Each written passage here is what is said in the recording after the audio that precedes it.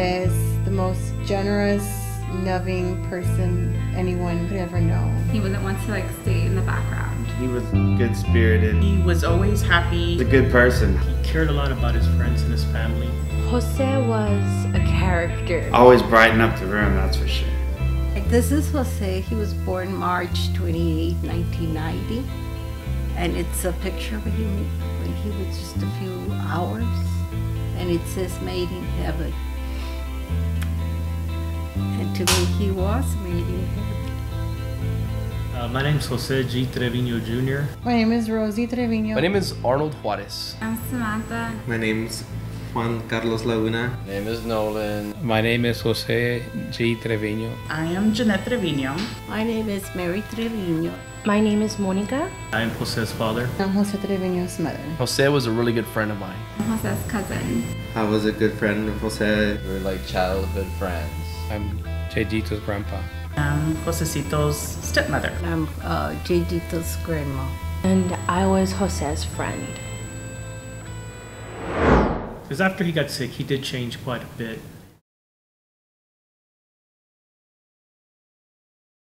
When he first got diagnosed, I know we were very scared of the unknown. We didn't know what was going to happen. The doctors had told us it was very bad at the level he was at. But we got him to San Antonio as quick as possible. And after he had received his first treatments, the cancer was going away. And we went from being extremely scared to being happy. He never gave up. He wanted to beat this, and he would just pick up, his both thumbs and say, I'm going to fight this. I'm going to fight it. The two favorite things that he had were music, anything having to do with music. That's all he would talk about. We grew up together, playing music and stuff. He was always in the band. He always played his bass. Everything, any kind of instrument he could get his hands on, he would try to do it. I remember one time, I don't know, somebody had asked us something. It was him and I together, and they asked him what he did for a living. And he honestly looked at the person in his face and told him that he was a rocker. So if you asked him what he did for a living, he'd say he was a rocker. And if you think about it, actually he was. His other favorite thing to do was go to Cece's Pizza. When we were little, we would go to Cece's a lot. He's like, I'm gonna go get a salad, and he comes back with a stack of brownies with a cherry tomato on top, and he's like, it's my salad. We could take a competition to see how many slices we could eat. I think he ate 10. He ate 7. He loved pickles. So we have pictures of him eating a pickle where he's just like, Menudo. It was always on Sunday that my mom would make menudo. burgers with only ketchup and pickles. And I think he would come over purposely on Sundays just to eat that because he really liked when my mom made it. He'd order a double cheeseburger with no cheese, only ketchup, only pickles. I'm like, Keith, why don't you just order for a regular hamburger with double meat? No, it's got to be a cheeseburger with no cheese. I'm like, Well, he loved to eat. There's no denying that. I think that was one of his favorite things. He just wanted to be around his friends and play music and just have a good time, enjoy life.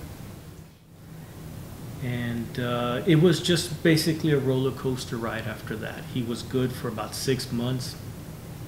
And then after that, he started declining. He would come up for a couple of months and then go back down. And finally, it got to the point that the doctor wanted to keep him in the hospital. And he said in a couple of days he should be fine. Well, the doctor called that very next day and said, you all need to get over here because it's very serious and he's not going to make it. The doctor had talked to him and told him what the situation was, and there was nothing he could do for him. And he understood, and he buried his head in his pillow. He went ahead and told, the doctor asked him what he wanted to do. If he wanted to stay there in the hospital and have them just keep trying, or if he wanted to come home and pass away with his family and his friends. What he had said was that he wanted to come home. He was a fighter. I mean, even though that he wasn't, we knew what God had in his plan, he didn't let that ruin his last 2 weeks that he had to live. He lived every day to the fullest, very happy with his friends and family, and laughing and singing. He had us all surprised. We really, didn't think this was gonna really I happen. just felt like he's gonna fight through it. He's gonna get through this, you know? He beat it once, and I was like, hey, you're gonna beat it again. It's not a big deal. And I asked him, when are you going to get better? He said, in a week. The doctor says I just have a cold. He had accepted what was going to happen, and of course, he knew and he had accepted it. What I think he did is he put it on the back of his mind, on the back burner, and just said, you know what, I'm not going to let it bother me for the last few days that I'm going to be alive. Because if he had broken down, all of us would have broken down. He kept us going. He was in high spirits most of the time. He would just lighten up the mood everywhere, in the whole house, the whole room. It was like if nothing was wrong with him. Since he was in good spirit, like a lot of stuff happened. There's one time when he had told us that you guys gotta leave the room. Every time I left, I told him I loved him, just in case. Something bad was gonna happen, so right away we freaked out. Even though I left the room for like 2 minutes, I'm like, I love you. Just in case if I got back, something were to happen. No, you guys gotta leave. It's something bad. I'm like, you go ahead, tell us. I said, like, so we could tell your parents what's going on. What are you feeling? He's like, no, it's cause I gotta fart. So we're like, oh my god, we were all worried like something's going on with him, and all of a sudden he just says that, like, we all started laughing. We're like, why'd you scare us like that? Like, you should have just said it. I hear about these people getting better, and I just assumed that he would always be fine. It wasn't until the last couple of days that I'm like, you know what, like, he's not, like, this is not gonna happen for him. His body was poisoning itself, so he was starting to get ulcers where his skin was breaking down, and it was all over his body. And we did what we could to take away that pain, but it's just, you can't take it all away.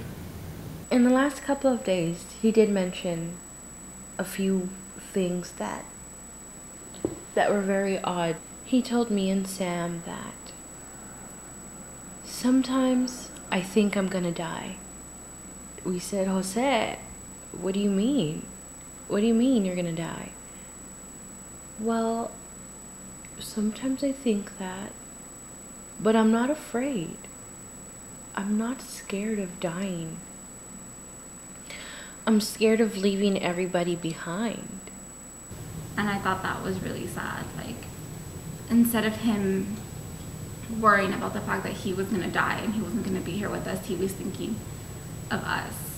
That we weren't gonna have him anymore. And we told him, no, it's okay. We'll be fine. There's no reason for you to be scared about leaving us.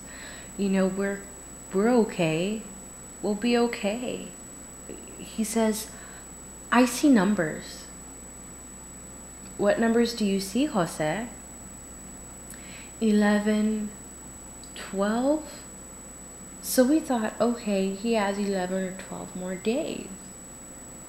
Well, he died November 1st, 2012.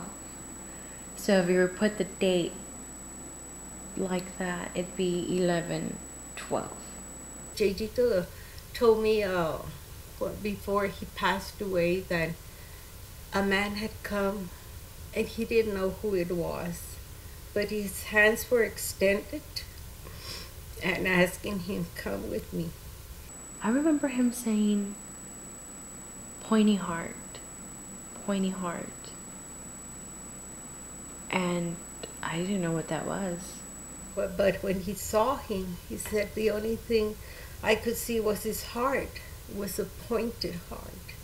He said, come with me. And that was the Sacred Heart of Jesus. One of the things that he had said was, he was talking to my father, and he was telling him, he was saying, Grandpa, I've seen the other side. He basically told me, Grandpa, don't worry. I've been there, and it is very, very pretty. Don't be afraid for him. You'll be okay. So obviously he had been taken by the Lord to visit. Told us that they were calling him home and it was time for him to leave. He started saying things like, "We have to go. We have to go now. I've stayed here too long.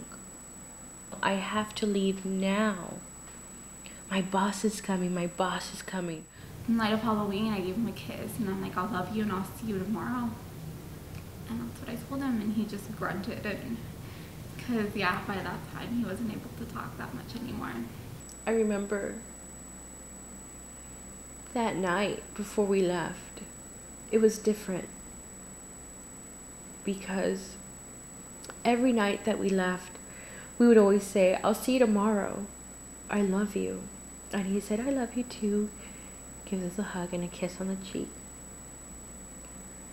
But this time, he started repeating, "I have to go, I have to go." Right before I left. And I remember him, the way he looked. And I remember telling him, "Hey, Jose, I'm gonna be here tomorrow morning early, okay?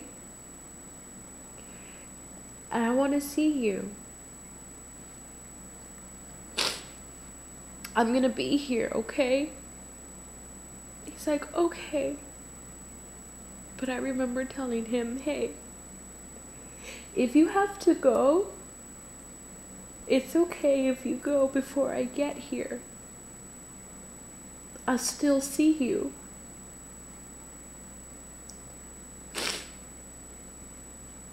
And he says, "Okay, I love you."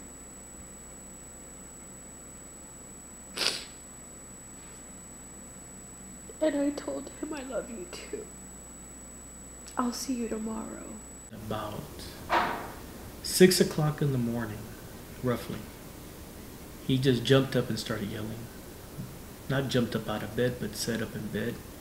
And he kept telling me, Dad, hurry up, get me up, let's go. It's time for us to go." And I'm not sure if he was talking, because I stood up and I was telling him, "You need to calm down, what's going on?" And he wasn't even paying attention to me. So I really don't know if he was talking to me or if he was talking to his boss. Because shortly after that, and I got him to calm down, we both laid down. And minutes after that, he started making noises. And those were the last words he had ever said. When I was holding him, I told him that that I loved him and that I was still going to keep on taking care of him because he will always be my number one. It had gotten to the point that his heartbeat was slowing down. He never really had problems breathing.